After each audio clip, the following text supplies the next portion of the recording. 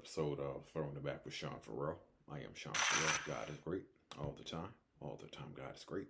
Jesus Christ died and he rose again. So go ahead and get into it. Okay, so um, okay, so I was reading a book about Michael Jordan. Okay, and I believe it was, yeah, I got it written down right here. Um, it was one point during the 1996 season where Lacey Banks, who covered the Bulls, okay, Lacey, um, hold on, okay, yeah, Lacey Banks at one point during the 1996 season asked Jordan about catching Kareem. Um, I believe he would have like 29,000 points through 1998. Um, at the rate Michael Jordan was going, he would have 29,000 by the end of 1998. Okay. But Michael Jordan said, forget Jabbar. Nowhere do I plan to play close to 20 years. Okay. So he was not concerned at all about catching Kareem Abdul-Jabbar. Okay. His main concern was championship rings. Okay.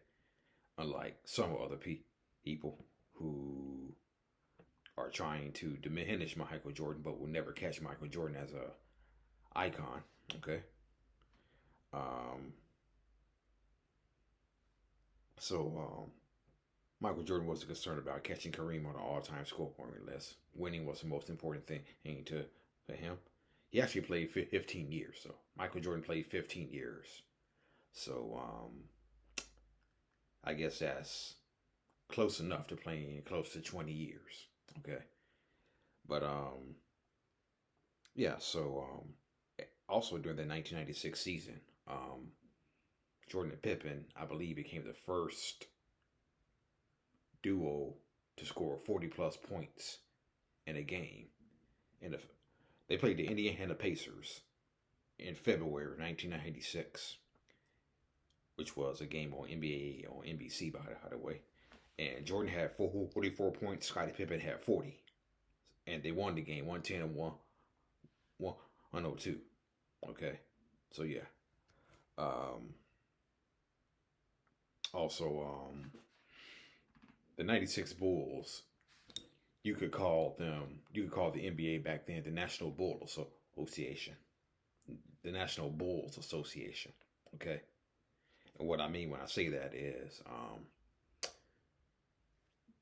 the Chicago Bulls ruled the NBA that year, and they kind of ruled the NBA in terms of league awards. Okay, that's what I'm talking about. Michael Jordan, regular season MVP, playoffs MVP, All Star Game MVP. Jordan, Pippen, and Rodman were named to the All Defensive First Team that year. Tony Kukoc was the Sixth Man of the Year. Phil Jackson became the winningest coach in Bulls history, and Coach of the Year. Jerry Krause was named Executive of the Year. Right? I believe I already said Tony Kukoc was the Sixth Man of the Year. Okay. Yeah. So you could have called the NBA the National Bulls Association at that time. Okay. And Michael Jordan in the 1997 All-Star game became the first player to get a triple-double, to record a triple-double in a All-Star game. Okay. And fittingly, Michael Jordan's triple-double happened when he made a pass to Scottie Pippen in the All-Star game, who finished with a dunk. Okay, so it was only fitting that Pippen was on the receiving end of Jordan's historic All-Star game triple-double. Okay, so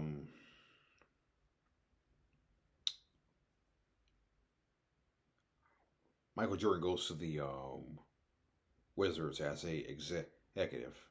Does anybody remember Leonard Hamilton coaching the Washington Wizards? Okay. Does anybody remember Leonard Hamilton coaching the Washington Wizards for that one season in 2001? I don't think anybody does. Okay.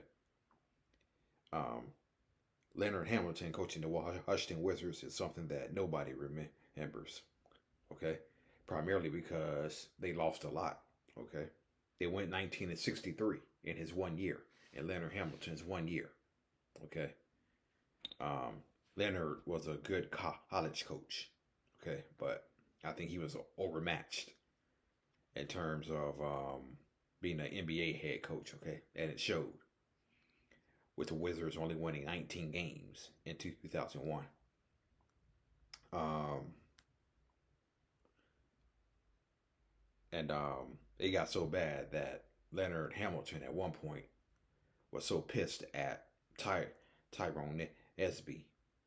He had Tyrone Nesby escorted off of the bench by security. Okay, that's how overmatched Leonard Hamilton was as an NBA head coach, and he got canned after 1 year, rightfully so. Okay, then along comes Doug Collins and the return of MJ. Okay, and the Wizards also picked up Ty Lue from the Lakers. Okay, who had just came off winning his second championship with the Lakers. Okay, and so Michael Jordan and Tyronn Lue developed an immediate rapport. Okay, um, Michael Jordan and Tyronn Lue had a immediate connection. Okay, but Jordan was in his late 30s coming back. Tyronn Lue, he brought speed and quickness to the point guard position, right? And but Lue knew that he would have to slow things down a bit, okay? Playing with Michael Jordan, right? And so Tyronn Lue said this about Michael Jordan playing with the Wizards. He said, all you had to do is play hard. If you played hard and gave it everything you had every night, he had no problem with you. If you laid down and you weren't playing hard, he had a problem with you.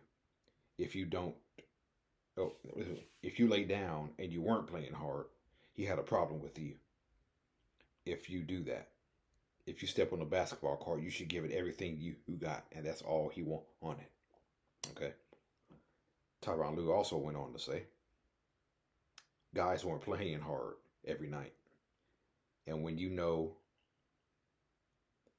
got a guy like that who has been competitive his whole life, who will come back and play at the age of 38 and come in every morning and work on his game, last one to leave each day, playing through knee pain and injuries, you got a problem if you don't play hard for a guy like that. He was playing through his knees. His knees were messed up. He wasn't used to the back-to-backs and had been off for a while. It was hard on him, or tough on him. He never missed a practice, never missed games. He played through injury. I think that's what hurt him the most. Like, I'm out here giving everything I have, and some guys are not playing as hard as they should be. Okay, that was Tyronn Lue. Okay, so what Tyronn Lue said mirrors what you see in the NBA today. Guys not playing hard, guys not giving everything they have, guys not caring about playing the game, not really loving the game, okay? Guys standing around on the perimeter, shooting threes, dunks or whatnot. And you remember what Kobe Bryant said a while ago. You remember what Kobe Bryant said a while back. Accidental basketball. Okay.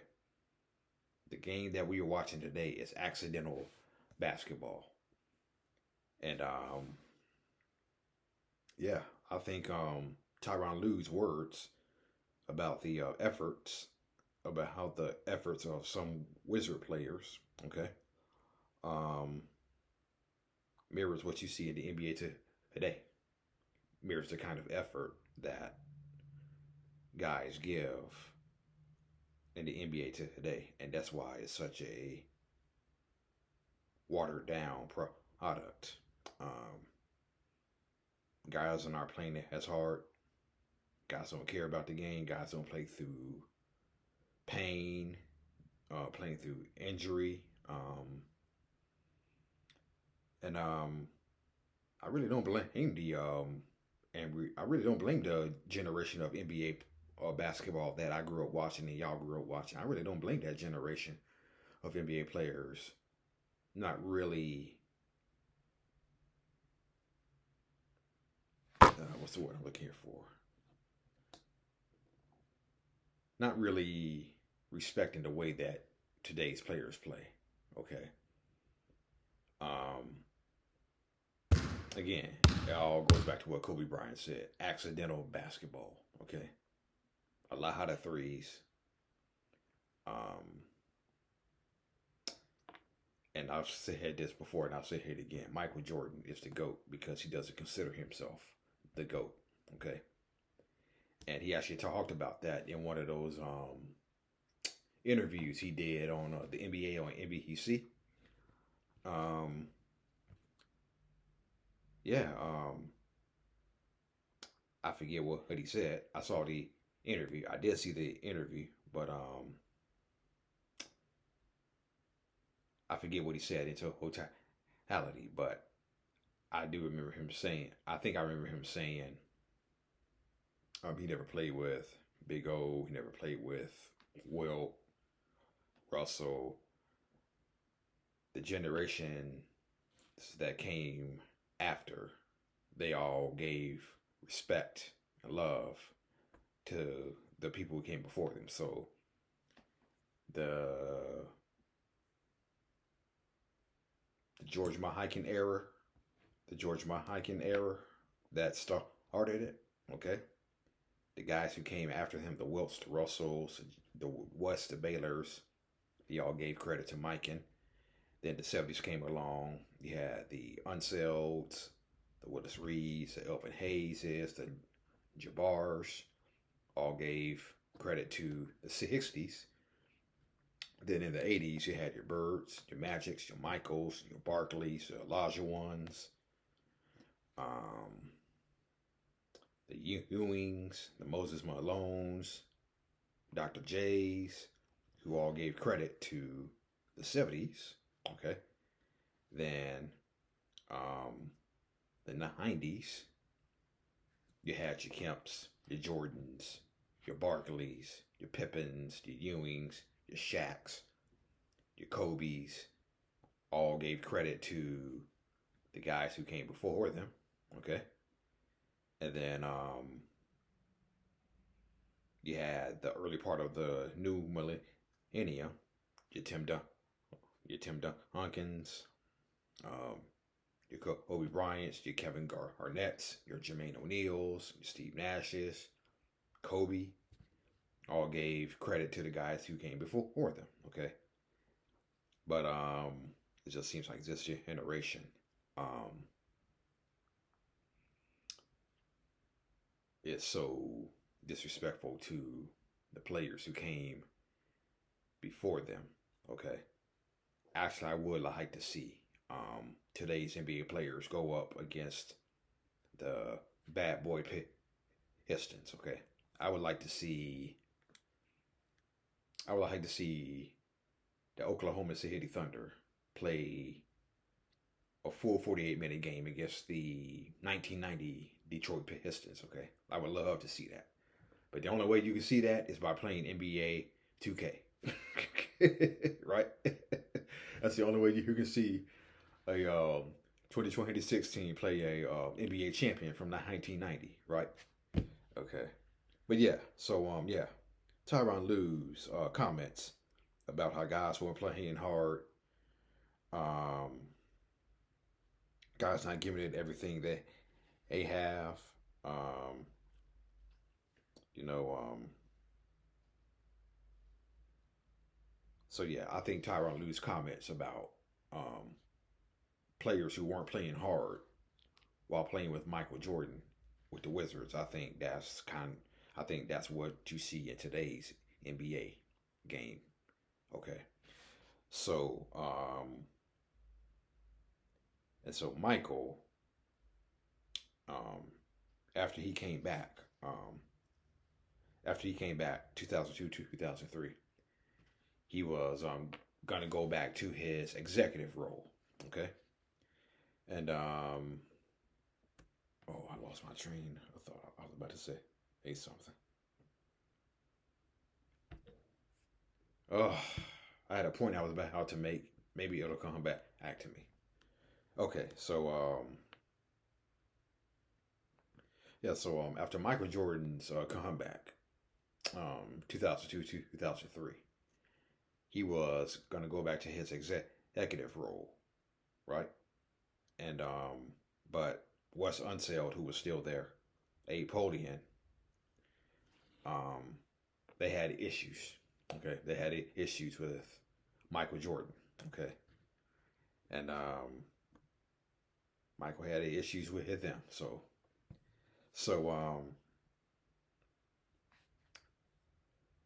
according to what I read, okay, Michael had a meeting with Abe Holden. Okay, um, the meeting was short. Okay, Abe Holden fired Michael. Okay, and he offered him a severance payment worth several millions. According to what I read, Jordan left the money on the table and said, "Peace out." Yeah. After Abe Poland fired Michael Jordan, Abe Poland offered him a severance payment. Michael Jordan said, "I'm gone." Okay. Left the money on the table and said, "Peace out." Okay. Yeah. And so,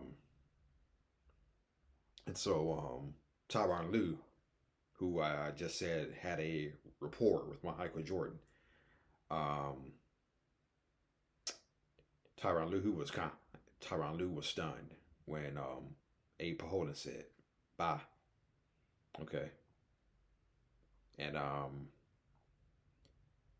Tyronn Lue also said, "Yeah, this, you fire a guy who um, came back, played hard every night, um,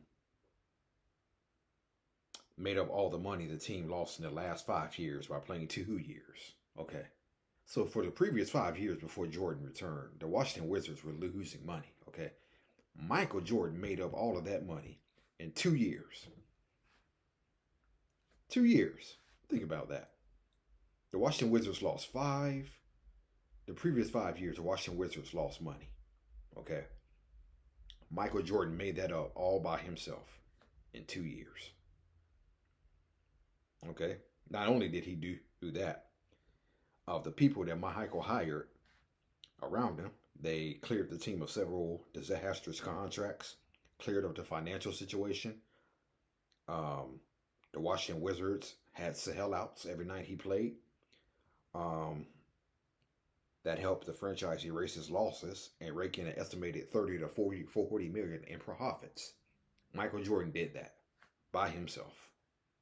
Okay, did that by himself. Not only did he do that by himself, this is the point I was going to make.